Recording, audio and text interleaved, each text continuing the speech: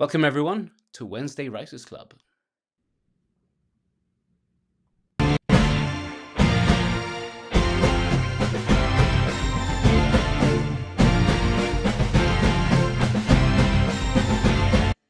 Hello, everybody. My name is Martin. Welcome to Wednesday Writers Club, a special feature as part of Reedsy's Novel Sprint 2025. That's a bit of a mouthful. But I want to thank you for joining us today for a session all about getting unstuck.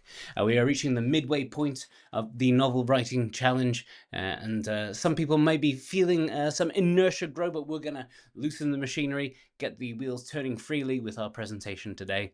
For those of you watching at home, whether that's live or in replay, you can comment, like, subscribe to the channel. This replay will be available here on the channel whenever you need it, so feel free to dip back and check in or rewatch it at your own pace. But we have a lot to get through today, and I want to bring on my guest right now, who is an award-winning novelist, screenwriter, and professor who teaches creative writing at University of Maryland, College Park. You can find him as an editor right here on Reedsy. Please welcome Ross Angelella. Ross, how are you doing? I'm doing well, Martin. How are you today? I'm good. As I mentioned, you're a new face, but not a new name. Your Yeah. good wife has turned up a few times to give a presentation here on Reedsy. Yes.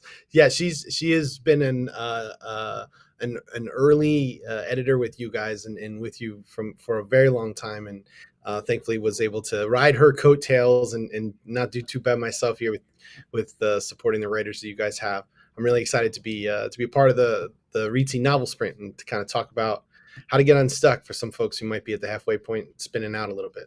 Cool. Well, you've got a slide deck here, which I'm going to throw myself to. I'll be in the wings here, watching out for the comments. So don't worry, I'll keep any good questions for later. But if you need anything, Ross, just let me know. Otherwise, I'll see you at the end. All right, thanks, Martin. I appreciate it. I really appreciate everybody joining me today and talking through the art of getting unstuck, reigniting creative momentum during Reedsy Novel Sprint.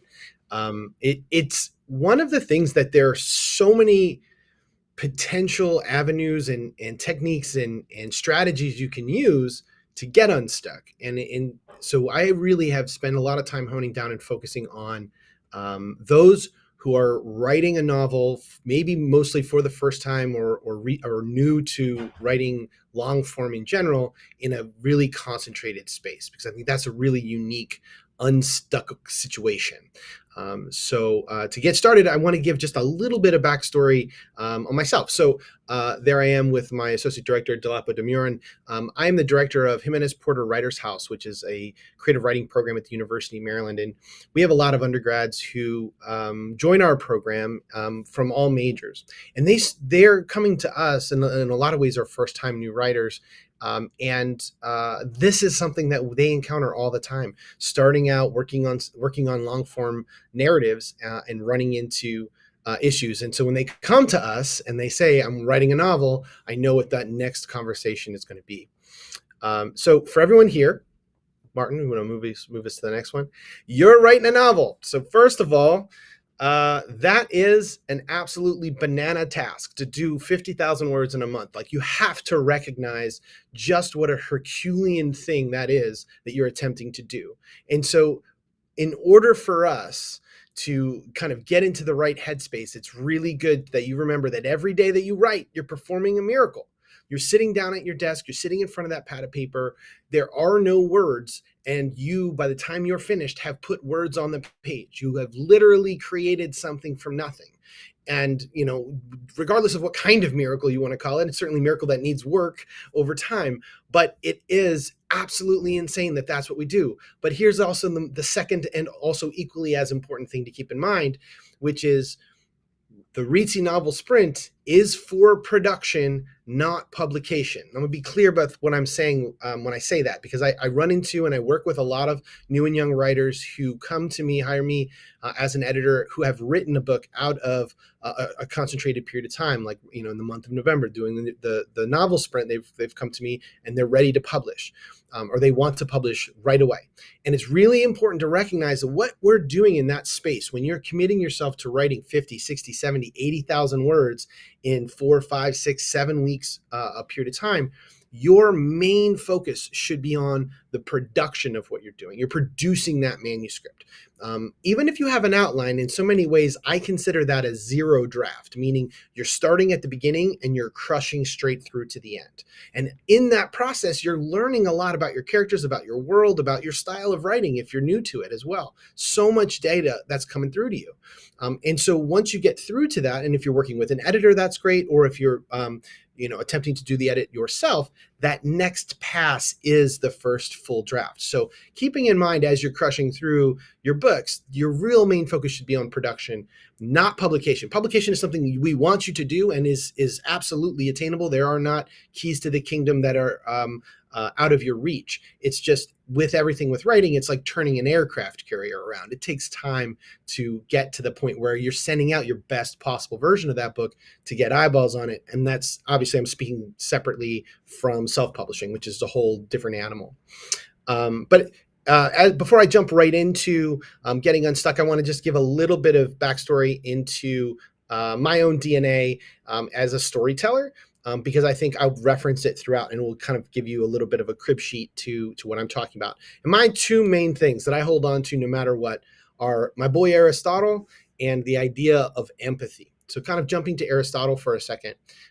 He was one of the first people to actually sit down and break apart what a story is and how it functions and how it works. And he identified that there is intention and obstacle, that you have characters that show up in scenes, the characters that show up in chapters. At the time, he's looking at plays, obviously, but for our purposes, chapters. And those characters have intentions, wants, motivations. There's an engine that's driving them. There's things, desires that they have. That's intention. And with those intentions must be an obstacle, that there has to be resistance. There needs to be a counterpoint. There needs to be something of which that's pushing against them. So a main character who wants something, that main character struggles to obtain it. And then as the main character proceeds through and increases in intensity, they either succeed or they fail in overcoming that obstacle. And he was the first one too to kind of give us a story structure. And I know everybody loves story structures so much. And so in this next slide, we're going to talk, just sort of point out his very simple structure. Now, I can't take credit for this crafty handwriting. I actually found this online, but it's perfect. This is exactly what he talked about. He said there's a beginning, middle, and end.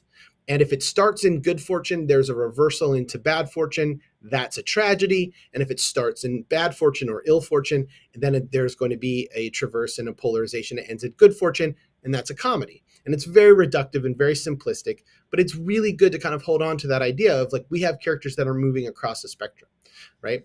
So moving into the last bit about empathy, and this is Henry David Thoreau quote, could a greater miracle take place than for us to look through each other's eyes for an instant? That's what storytelling is, right? It's empathy. It is a bridge from my existence and my experience into another character's existence that is maybe my own or maybe not my own. And in fact, many cases it's not. But I have enough access to that, to those pair of shoes that I'm going to step into, that I'm not going to have a difficult time doing so. That it can be from a different culture, it can be from a different time period, it can be from a different universe, it could be science fiction, it could be a fantasy, it could be not of this world, and I can still transport myself into that space and being able to kind of stand in that. So, as a quick backdrop to me and kind of where I'm coming from in both my own screenwriting and my own prose, I think that's helpful to know. So let's get into it. In this talk, we're really going to focus on three key things, and I'm going to break each of these down. First is creative permission, like how to give yourself creative permission, what that means, what that is. Second is some useful tools that you can apply if and when you need them. And the third is unsticking yourself without shame. There's such a great amount of shame that can be attached to the decisions that we make in our own work, because we're in a cave, we're working in an isolated space.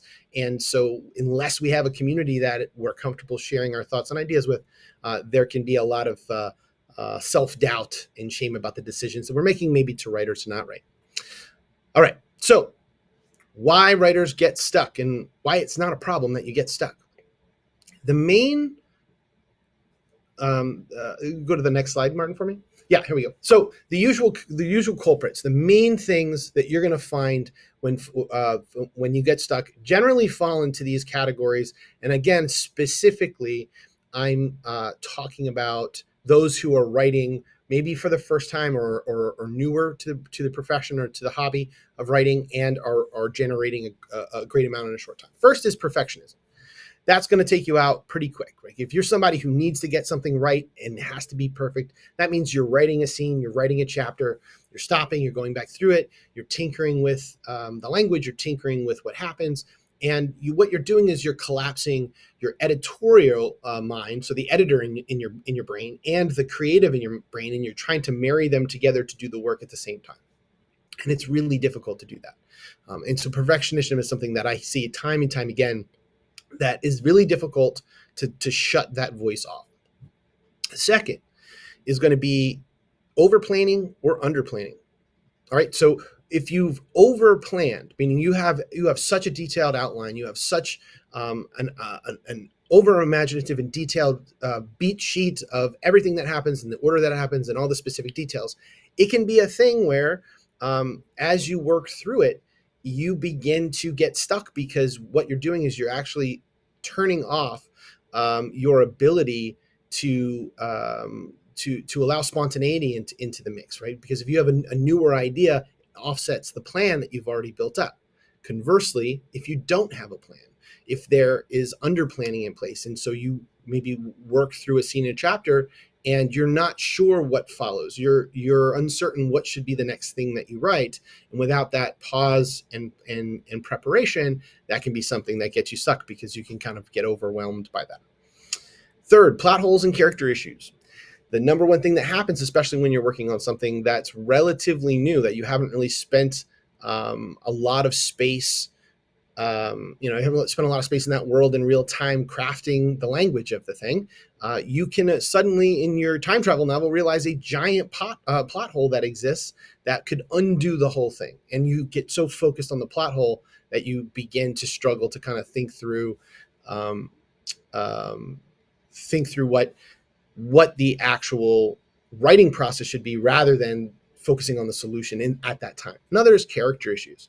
You've got characters that you're working on and maybe they're feeling a little bit flat. They're a little bit wooden. They're not popping off the page. You don't fully maybe understand who they are or how they move.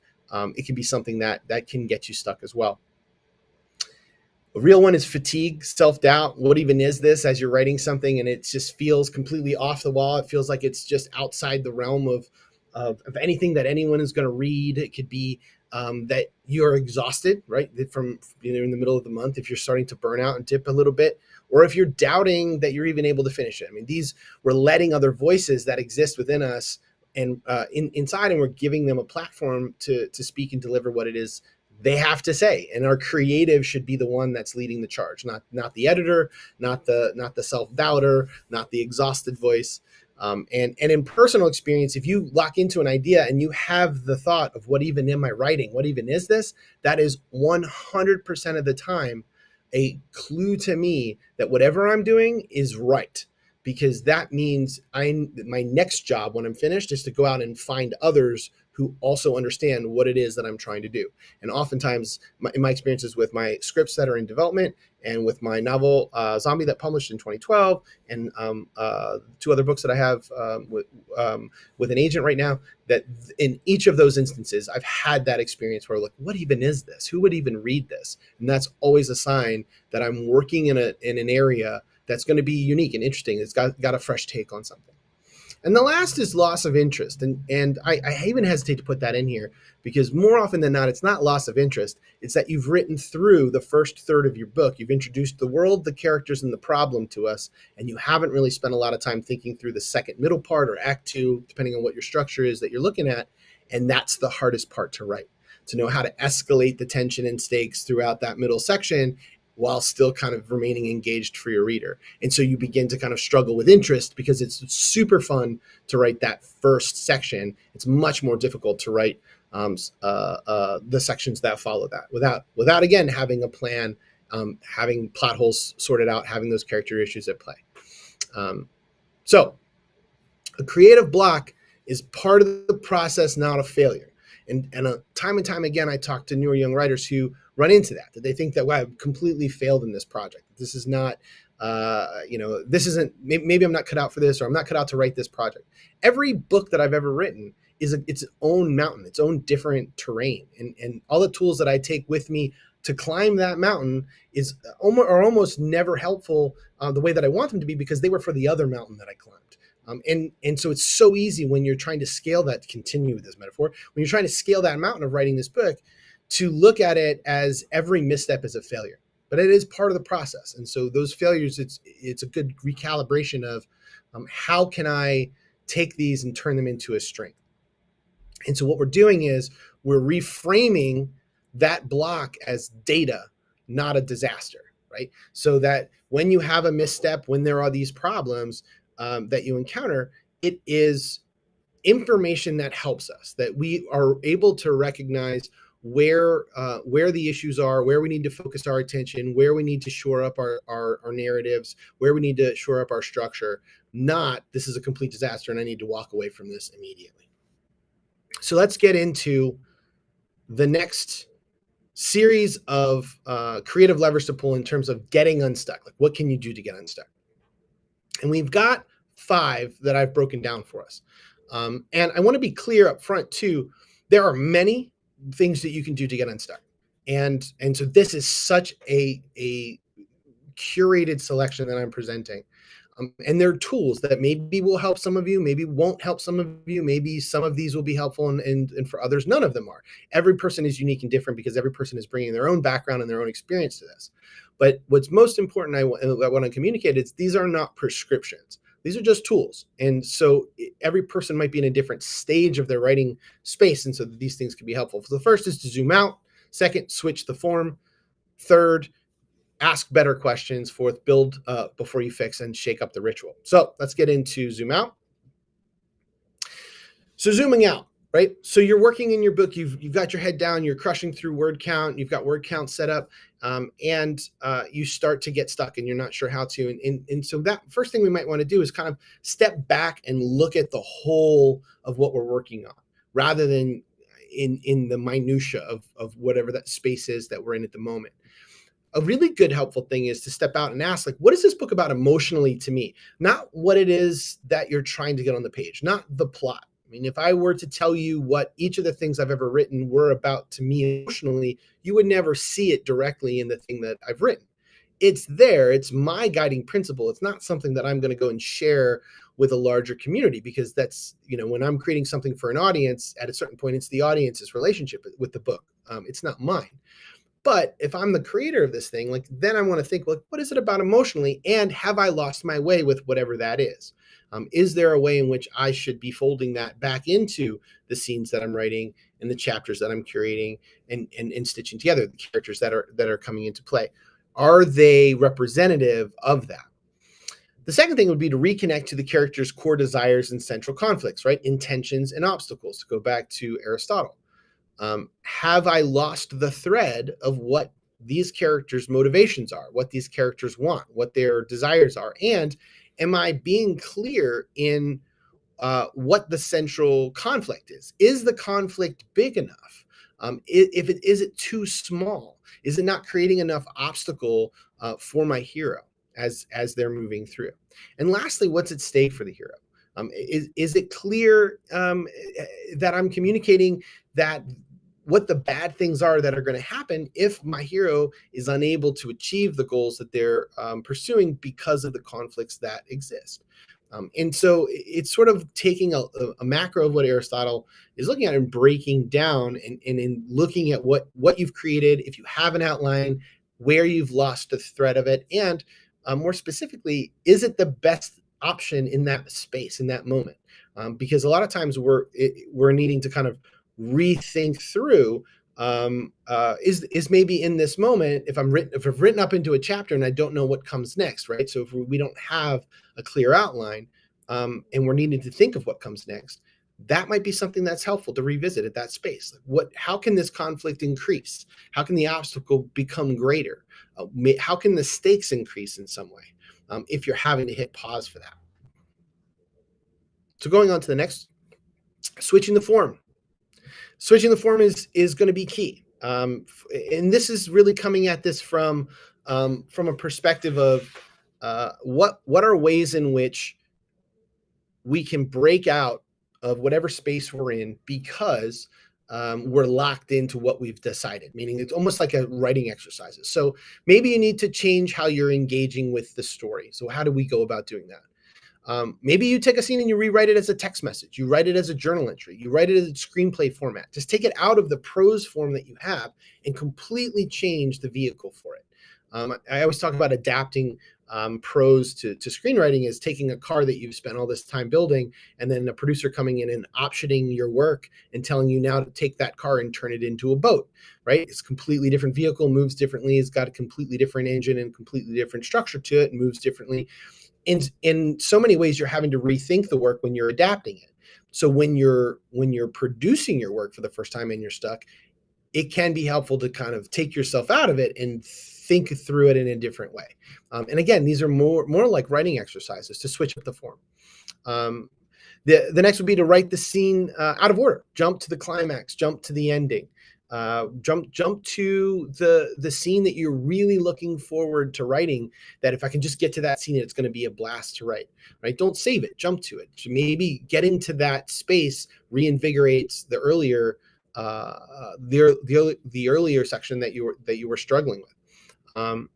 Easier ones that are going to keep you in the book, maybe change the point of view, maybe you change the tense for a few pages, and you just see what that looks like. What if the scene is told from a different character's perspective? What if the scene is told in present tense instead of past tense? What if this is told from third person and not first person? What if it's told third person close or third person objective? It completely starts to change like tectonic plates because everything else will need to shift, right? If we're limiting what we can know in terms of what characters' interiorities are, then that's going to reveal different things to the reader and create different dramatic irony, or it's going to remove dramatic irony altogether.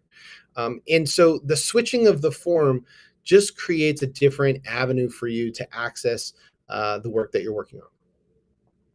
So going into the next, ask better questions. What does my character want right now, and what's in their way? What would absolutely wreck them in this scene? What's the worst thing that could happen here, and why haven't I written it yet? What is their greatest regret? What is their greatest secret that they haven't told anyone?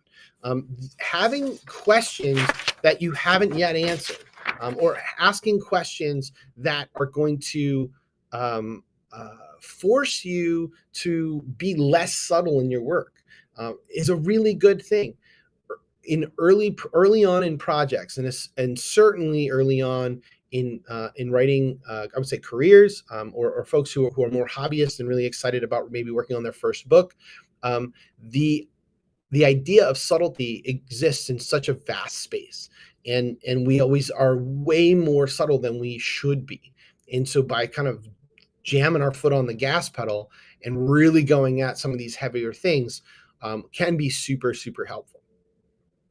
To kind of continue with the question thing, I like to talk too about David Mamet's 3 questions. And his 3 questions are: who wants what happens if they don't get it, and why now? And now, so this comes out of David Mamet's a famous playwright and filmmaker, and he, for a brief time, created a television show called The Unit.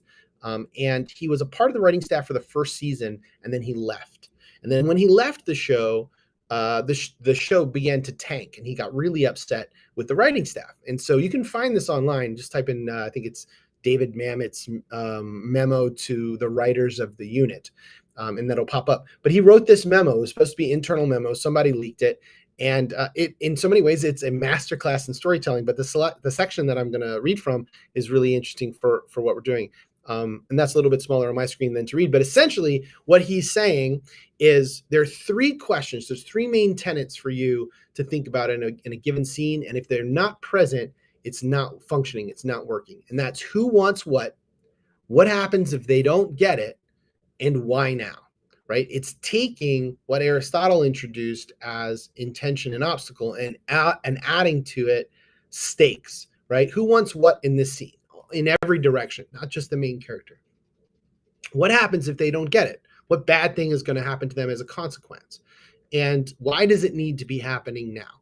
What is the urgency for it, right? So what I mean by that is, if I'm in this space and I want a glass of water, I'm giving this presentation and I don't have water, I'll be fine. I can wait till the end. Like, what do I want? A glass of water. What happens if I don't get it? Nothing really. Why do I want it now? I'm a little thirsty, right? That's not a scene that works. But if I have been on a plane that's crashed on an island and there's no drinkable water, right? What do I want? I need water. What happens if I don't get it? Well, I'm going to die. And why now, right? Because I'm dying. I'm dehydrated, and and now I'm up against all these obstacles, right? So, given the context of what you're developing, those simple 3 questions can really help begin to unstick a scene that you're struggling with by asking yourself, who wants what happens if they don't get it, and why now? All right, build before you fix. Don't go back to revise. Just keep moving forward, right? I've kind of mentioned this right at the beginning. It's super important when you're in production mode that you just keep going, right? The idea is to just get words down and be able to get to the end, to type the end. You can't fix something that isn't finished and isn't complete. So many times I have students who bring in partial works to me to give them feedback on, and I tell them, I can tell you how this is right now, and we can have a theoretical conversation about what happens in the second half of it, but it's not complete. So it's really hard to be able to give a feedback that's going to be actionable if you're asking me what to do, rather than like a brainstorming or an author coaching section, which are really a session, which are awesome, but they're completely different, right? That's more like I'm hiring you to help me think up what to do, versus I can't revise the story until it's complete.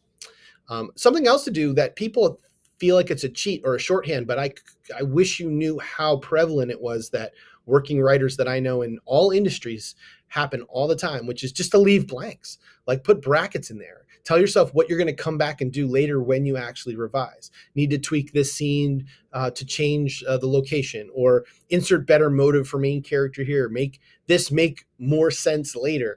Like, have directives. It's a shorthand that, if I'm just trying to get through a 0 draft of this, it's more important that I get through to the end. And then when I get back into the revision of it, I've given myself notes. I trust that my future self can figure out how to solve this. My current self is trying to not be a perfectionist right now and just get the words down. And this is more difficult, but write the bad version with full commitment. Like, just commit yourself to having this ugly thing. There's something that I don't let my students do or my clients do when we get on phone calls, which is I don't let them give me that preface that I'm sure many of us have done when we're in a workshop setting, whether in a group or with when we're working with other people, which is when you've given them work and they're about to give you notes, you immediately hear a voice in your head, and so you speak it, which is why this is a terrible chapter that I gave you. I was having a really difficult time. I didn't know. This is just the worst thing. You're giving people license to disrespect the work. Like, so in so many ways, if you're producing the work, respect the work. Give it the respect that it deserves. It doesn't mean that it's complete and finished and ready to be published and that you're the greatest writer in the world. What it does mean is that it was hard. You went and did a hard thing. You went off by yourself. You spent time away from your friends and your family, and you committed yourself to writing this. And it's bad. That's fantastic. But I fully committed to getting it on the page, knowing that I struggled and it's not my best work, because that's what hiring an editor is for. That's what doing another pass with specific intentional, elements that need to be fixed. That's what revision is for. Go to the next one, Mark. Okay, great. So shake up the ritual. Shaking up the ritual is we can find ourselves locked into how we write, and that's just sort of like the thing that we're so locked into. Like, we wake up at this time, we sit in this particular location, we use this particular pen, we use this paper, we write for this particular amount of time, and if it's working for us, that's fantastic. But sometimes we get stuck, even when we have this specific measures, and so we're having to kind of remind ourselves, like, maybe we need to change the time of day that we're writing.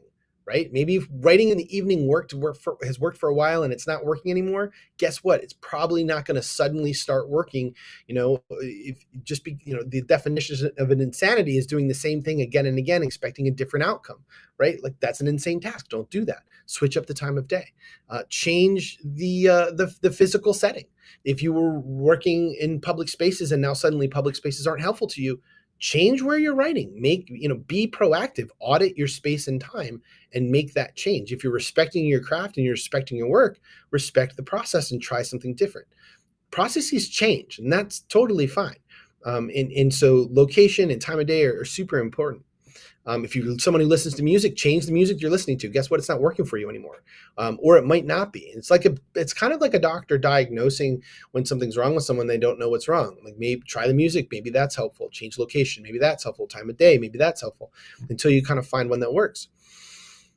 Some people like to stand up and dictate. I think that's really interesting. Like they'll dictate to themselves a scene that they're working on. And then other times to just sort of give yourself a free writing sprint. Like I'm just going to write the next section of this chapter for 10 minutes. I'm just going to see how much I can grind through in 10 minutes, and kind of double time it, right? If you're usually writing for like 1,000 words, you're trying to get done, you're only writing for 10 minutes, you're probably only getting a couple hundred down, and just see what happens because it helps you turn your brain off from thinking and sort of lets come through whatever comes through. All right, creative resilience and permission.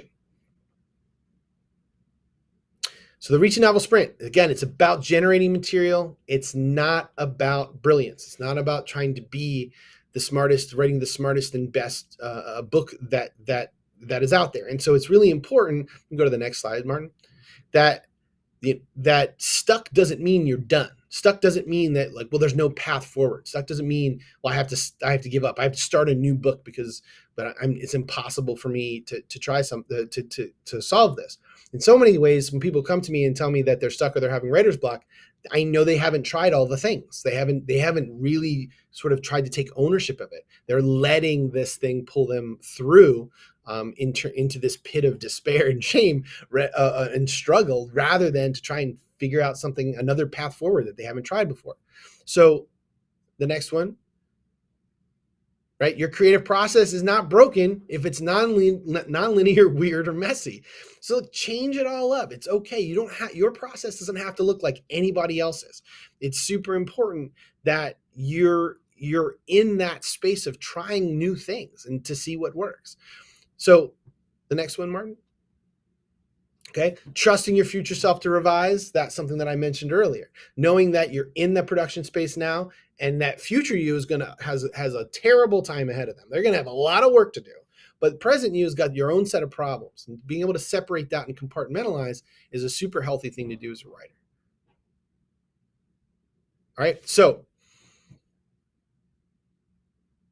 throw out your outline, right? If this is something that's struggling for you, get rid of it, right? Try note to future self what to write next. So when you sit down to write, before you get up to leave, make on a Post-it note, just write on the Post-it note what the next thing that you're going to write the next time you sit down to write, so that you're just going to moment, but in no way are you sitting down without a plan for that writing session.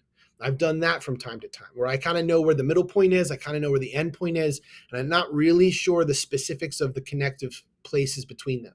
And I'll just leave myself little notes, and I sit down and I say, okay, today I'm writing the scene where she steals the car and takes it to the chop shop, but they won't take it because they found a police tracer. So I'm going to write that scene. I don't know who the characters are. I don't know what they're saying. I don't know how that scene ends, but I'm going to just write through that. And then when I get through to that point, I'll write what the next one is, leave for myself.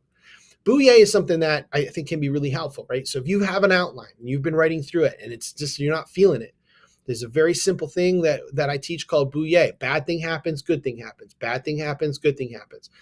Some of you are going to take this, you're going to watch more so animated feature films or television. Some of you are going to read books, children's books, YA novels. Some of you are going to read genre books, and you're going to see the Bouye, and you're never going to be able to unsee it. And for that, I apologize. Reedsy will pay for your therapy sessions. So that is where you start on a negative or a positive, and then the opposite thing happens as the next beat, right? So it's July 4th weekend. And Roger, our main character, is excited because his family, who he hasn't seen all year, is coming to the house for a barbecue. Yay! When suddenly news reports announce a meteor is headed towards Earth and it's going to crash in the next 2 hours, and it's going to decimate all electricity and shutter all transportation avenues. Boo! But his family arrives in time, and they all pile in the van, and it's loaded up with gas, and they're going to hightail it to a cabin that they have in the mountains, away from everyone. Yay! But when they get out on the roads, martial law has been instituted, and no traffic is let out. They didn't get out in time, and they're going to now have to go on foot. Boo! Right? So now you're throwing basically an obstacle in front of, or throwing an obstacle in front of your main characters after a positive thing, right? This is called polarity, and I could have a whole other lecture on just that alone.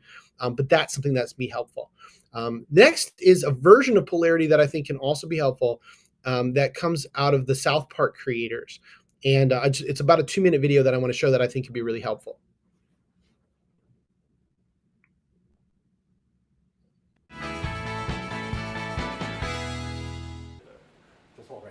Don't move. Please welcome the Emmy Award-winning and Tony nervous. I don't know why I'm creators nervous. of South Park, Matt Stone and Trey Parker. You think I'm kidding, right? Yeah, all right.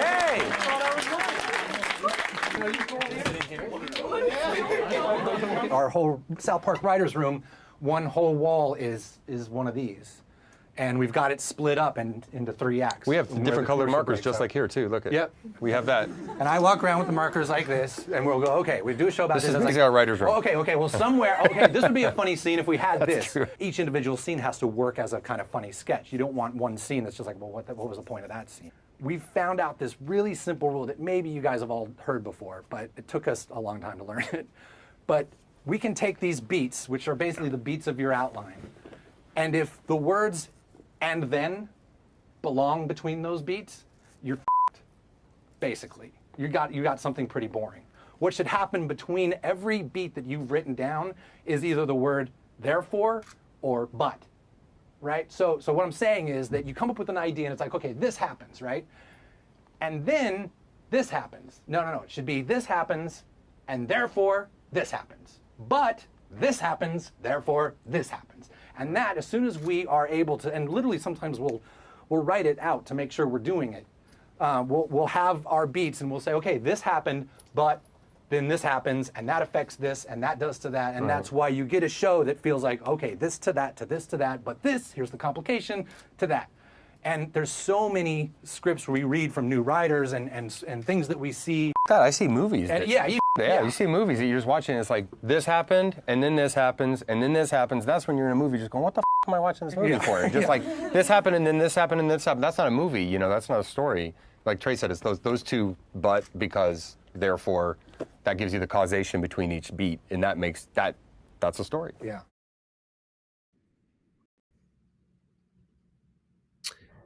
Thank you, Martin.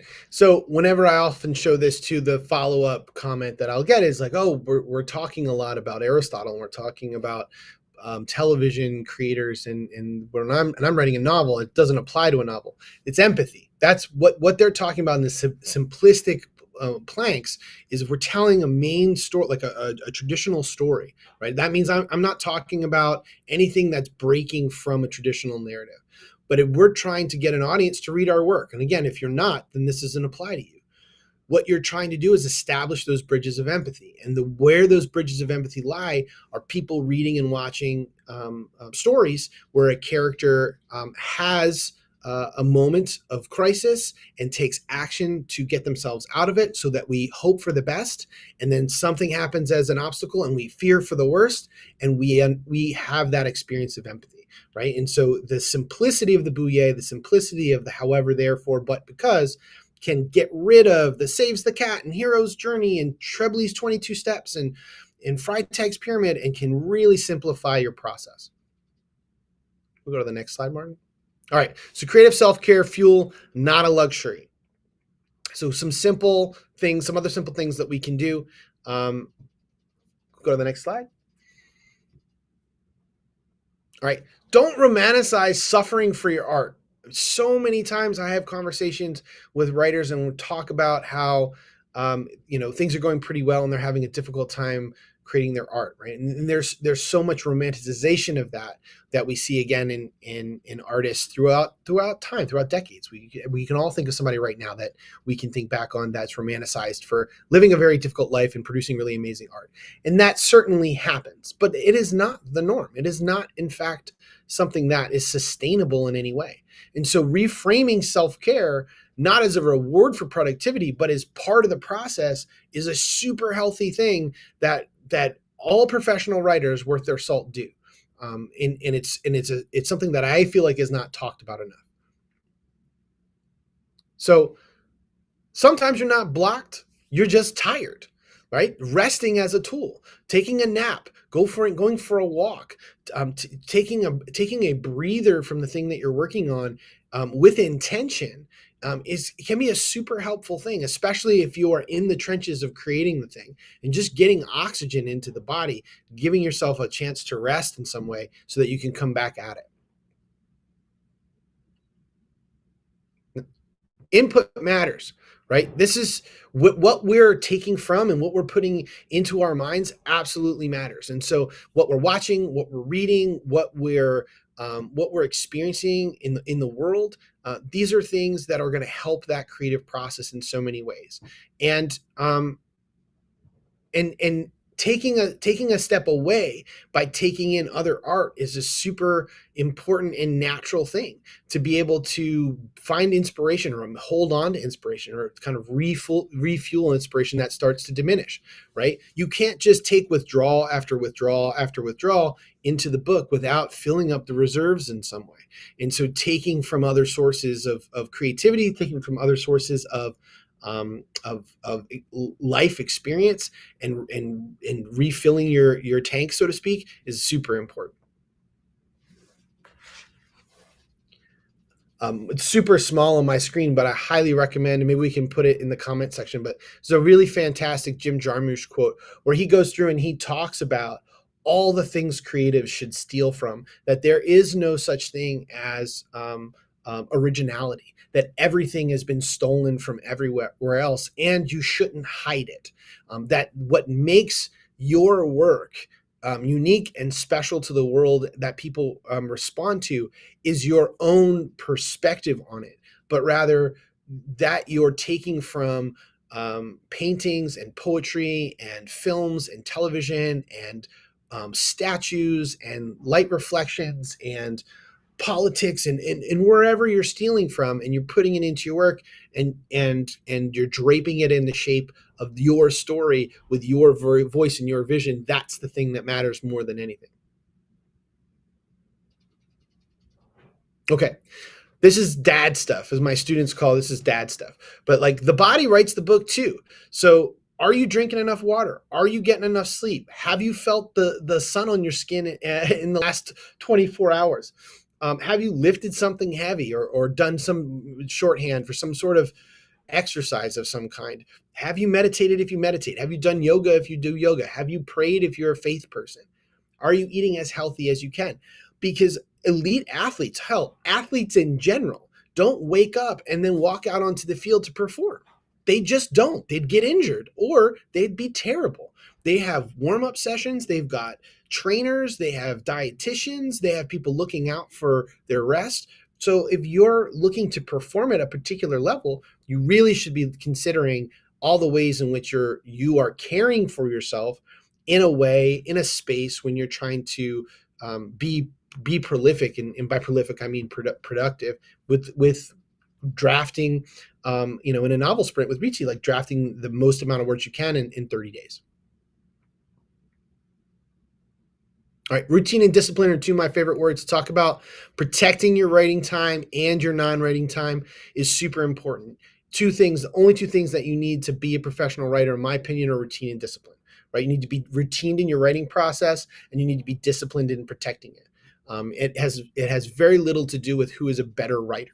I mean, I think many of my friends know of better writers than them, and that they have more storied careers than those better writers, because it doesn't really have to do with talent. Sometimes it has to do with are you able to practice your craft at a very high level? Are you routined in that writing, and are you disciplined in it? And so it cuts both ways, both in your writing time and your non-writing time. And permission to enjoy, right? Writing should be hard sometimes, but it shouldn't only be difficult. So letting yourself love what you're making, even if it's a beautiful disaster, especially if it's a beautiful disaster, is absolutely imperative. And then once you get through that process, once you get through typing the end and you have your zero draft and you've completed your novel in 30 days, that's the time to bring in a secondary voice. That's the time to hire an editor, if that's an avenue you want to take using Reedsy's wonderful system to find someone that's a good fit, that's a good match, that's in your price range, that it understands your work and can help then take it to a next level and be able to kind of pick through the thing that you have cared so passionately about and take care of yourself to do. And so that's my presentation on getting unstuck, with some practical tips on the craft side, practical tips on the writerly side, practical tips on the psychological side that hopefully will be helpful to some of you. Great. Thank you so much, Ross. We have a few minutes in which to take some questions. So if anyone has any, put them in the comments there. I'd like to remind you, we have plenty of, speaking of writing sprints happening for the rest of the month. Every Tuesday and Friday, we're tuning in with sessions. This Friday, we have Noah Charney, the author and art historian, who will be joining us for a bit of a chat in the sprint. And Jessica Rothwell asks the question, any tips for people working full-time and writing when they can? They're finding it so hard to find time or feel motivated to write after a full day of work. Absolutely. I did that for such a long time. And that's so, in so many ways, that's the case for most professional writers. I mean, when I say professional writers, like the number of writers who actually only sustain a living through their work is such a ridiculously small percent. But when you have a job, a day job, and then this writing is kind of this other thing that you're doing, it really comes down to routine and discipline, but auditing your day, right? So I used to be able to write at night. I used to be able to write at lunch. And now I work about an hour away from where I live. I've got a 3-year-old. I have a 7-year-old. I have multiple projects in the fire. I'm an editor with Reedsy. So there's a lot of things that I'm juggling. So my schedule is really nailed down. And I'm not suggesting this is what you do, and I'm not being prescriptive with this, but looking at my days, I know the second I open my email and I'm not getting any creative work done, I know the second that I get home, I'm not getting any work done because at the end of the day, I'm going to be exhausted. I know that over my work break, I'm not going to have time because that work break might get taken from me. So for me, I get up at 4, I'm at my desk by 4:30, and I write until 7 or 7:30. And I don't do that every day. I only do that during periods of time where I'm in production. And then on the off times, it's like rest. So I'm like resting, and I'm not doing that 365 days a year. But looking at your schedule, looking at your time, I don't believe you need to write every day to be a writer. I think you need to be actively engaged with your craft every day. But that can be daydreaming, that could be notes, that could be reading books, that can be listening to music, and it can be writing. And so when you're in that active production mode, you just have to own it. Like, you just have to own, this is what I'm doing. I'm being routined in it and disciplined. And if you live with someone who's not a creative, and this is really important, have a conversation with them and give them the language to understand how to understand what you're doing. Because basically you're sense what it is that you're doing and why it's important to you, and creating a space for to be supported when you do it. We have a couple more questions here. Logistically, someone's asking what time the sprints are. They tend to be at 3 Eastern, but depending on our guest availability, they can be a bit earlier. Always check the time. If you're subscribed to our YouTube channel, you'll get advance notice of everything we're doing there. Susie asks, any tips on what to do when your heroine and protagonist start to sound too similar? Yes, that's a really good one, right? So we're drawing from the similar reservoir. I imagine you love both of them equally, and so what is not differentiating between them is generally the contrast. And so this is maybe a whole other topic of conversation for another time, but something called polarity. You can call it contrast, you can call it opposites, but it's what the best sort of dramatics in storytelling is built upon, right? You have Batman and you have the Joker, right? They're the same person, the same thing. Some terrible things happened to both of them early on in their life, but at some point they made a decision and they broke bad in different ways, good and bad in different ways. But they're each other's foil. So if you have a protagonist and an antagonist, that's something to do. If you have two separate characters that are sounding similar, it's looking at how are the characters that look and sound similar, how do they need each other?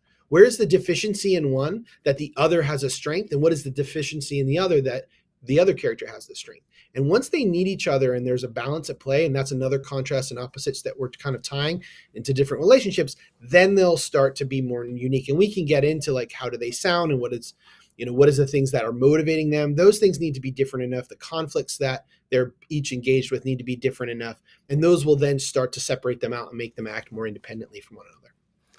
Penelope Art and Stories asks, what about writing a story with more than 3 acts? I've been quite stuck with part 4 in a 5-act story. I'm guessing the 5-act and the 3-act, just different expressions of the same thing?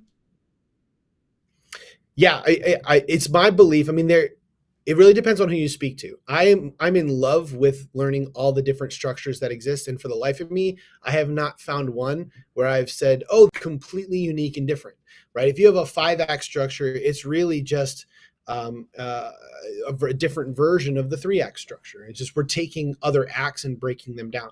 A lot of times, the more acts that you have, what you're doing is you're simplifying things, right? So if you've got a 4-act structure, you basically have an act 1 and an act 4, which is your act 3.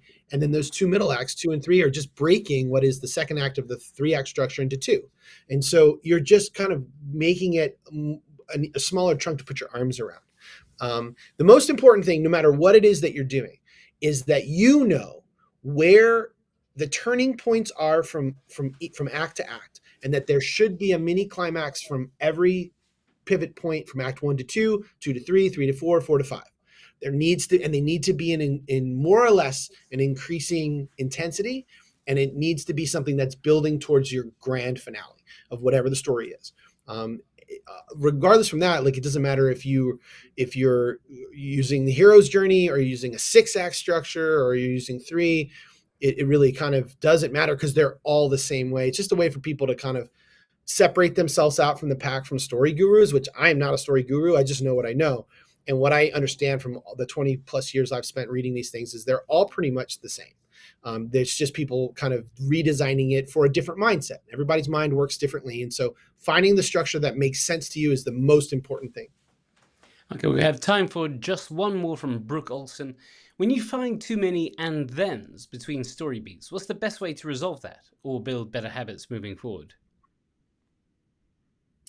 Well, and then just means that, let's say, beat 1 and beat 2 are not connected, right? And by connected action, we mean there has to be an action consequence. There needs to be a bouye. There needs to be a however, therefore.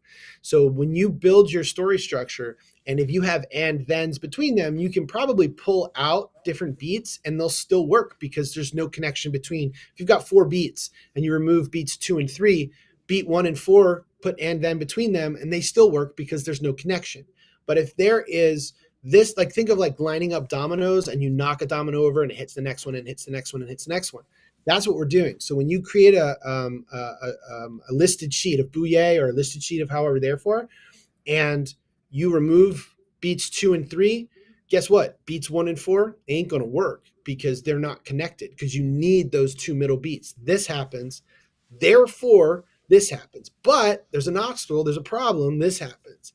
Therefore, this happens. However, and that's that connected action. And the connected action is the through line. So that's why for folks that can't even begin to fathom structure in 3 acts and 4 acts and 5 acts and 22 steps and hero's journey, if you can just lock into however, therefore, or bouye, it won't be perfect, and it's not the solution for even like a finished product. But if you're looking for a really strong draft that works from page 1 to the end, it will get you there because everything will stay connected. Cool. Thank you so much. Just a little bit of housekeeping before we go. There are folks, I think, who are just turning up. I sent out the big newsletter yesterday, sort of scheduling this for 3 p.m. Eastern. I've forgotten that I scheduled at a different time. I sent a reminder today with the new actual time. So if you're turning up now, It's at the end. However, this is all replayable, so you can take the little slider at the bottom and scooch it all the way back to the start and watch it at your own leisure. But before we do go, Ross, of course, is an editor available here at Reedsy. What sort of projects are you on the lookout for? What sort of authors? What sort of stories? What's sort of floating about? Right now, I am having a really wonderful time working with writers who are completely committed to blowing up their work and know exactly where they're struggling, or they don't know why a particular project is difficult, but they have a real passion for it. The last few projects specifically that I've worked with, there's just a kinetic energy with certain folks that is a real kinship. And so with my process, when I get a proposal that comes into me or someone who's interested, I have a list of questions I hit back. I want to know what inspired the project. I want to know what your trajectory is for publication. All these things kind of give me insight into that particular creative and what it is they're looking for. Because sometimes I'll it's not a good match. In terms of the types of stories, like I love genre work, but I'm not limited to that. I'll do literary. I've done romance. I'm doing a lot of crime and psychological thrillers and stuff right now, which has been fun because that's my wheelhouse. But I started my career writing Nancy Drew and Hardy Boy books for hire as a ghostwriter. So like I kind of have done the whole spectrum of things, but really I'm looking for a writer that is really committed to diving in and sorting through their work to make it the best possible thing, because I just love stories so much. Awesome. Well, he's available here on Reedsy. I'll send out a follow-up with links to his profile, but you can find him just by Googling Ross Angelella at Reedsy. I want to thank you, Ross, for spending this time with us, and to everyone who's halfway through this challenge. Do take care of yourself and do push through. We can't wait to see what you write at the end. All right. Goodbye, everyone.